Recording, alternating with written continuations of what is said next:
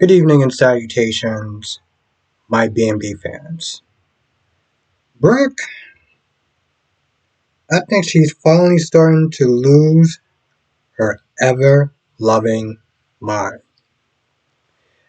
I wasn't even too sure about doing this review, because I was starting to get super, super tired.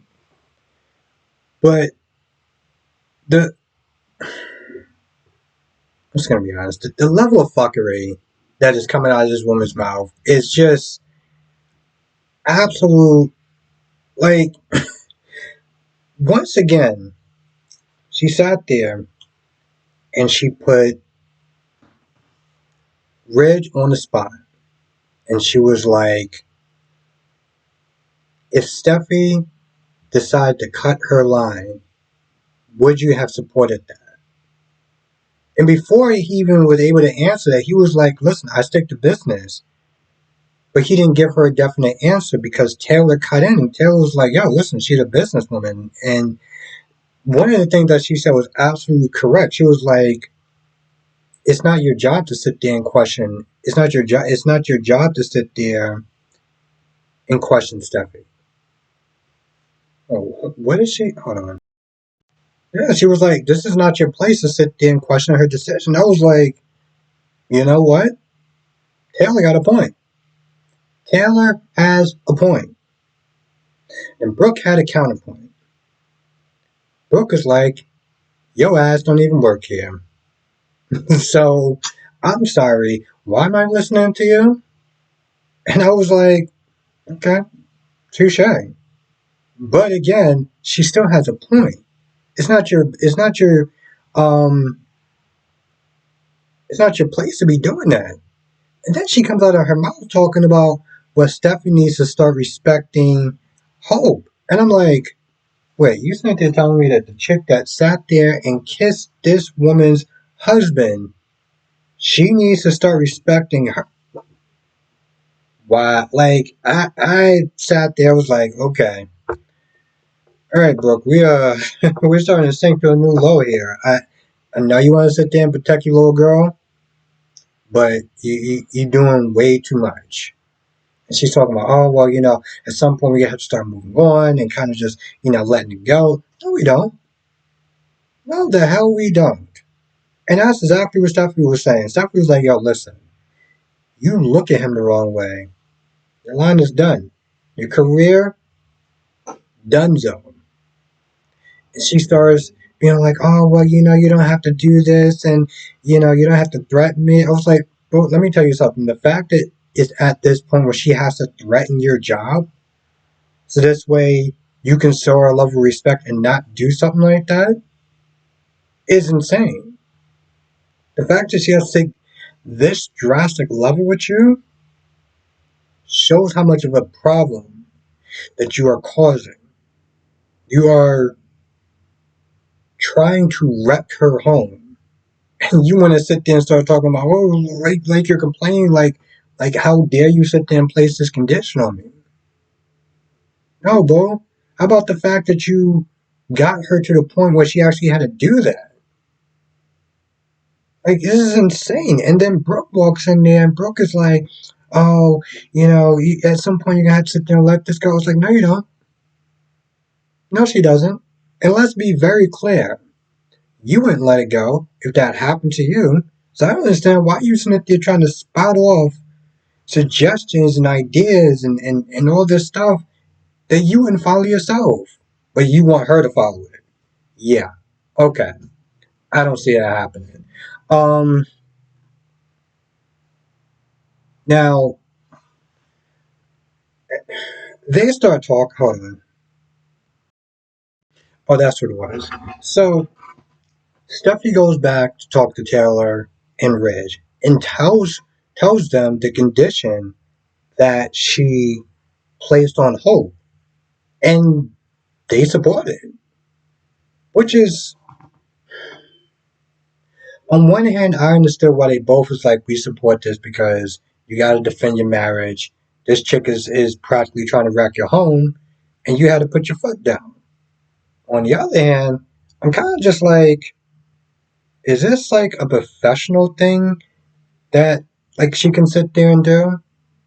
Like I guess some code of conduct or whatever maybe. 'Cause that's kind of questionable at best. Like part of me is like, okay, I get it. Like maybe in my head I'm like, maybe they should have sat there and be like, all right, listen, we get what she's doing and messed up. Now you're literally bringing this drama into the job. You're bringing your personal life into this job. Like this, you know what I'm saying? Like this is very unprofessional. I can also see them just saying something like that, and I'm surprised on some level that they didn't. Whatever. Um. Now, Finn, for some odd reason, we had to sit there and go through this 2 minute flashback of when he kicked down the door to find Steffi, and I'm just like, what was the point of this for? Anyway, he calls RJ. He wants to sit there and check on her. I mean, check on RJ, make sure he's good. And they're both like, man, I can't believe, I'm so much disbelief that she can do something like that. And they're both like that. I was like, well, yeah, it's a reason for that. It's a reason why they're both in disbelief. Because it's so much of a major retcon that they decide to do at the last minute. Of course they're going to be jarred. How the hell else are you going to sit there and explain and be like, oh my goodness, this is totally like a 180?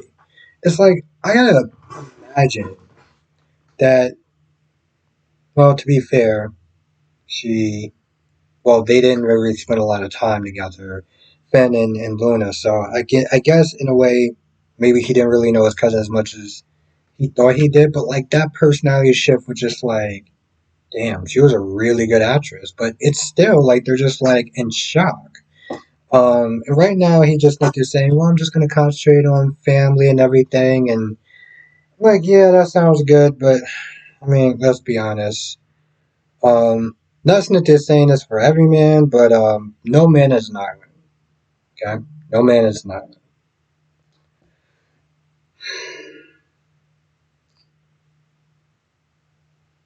Now, towards the end, Hope and Finn went up meeting at Deacon's restaurant.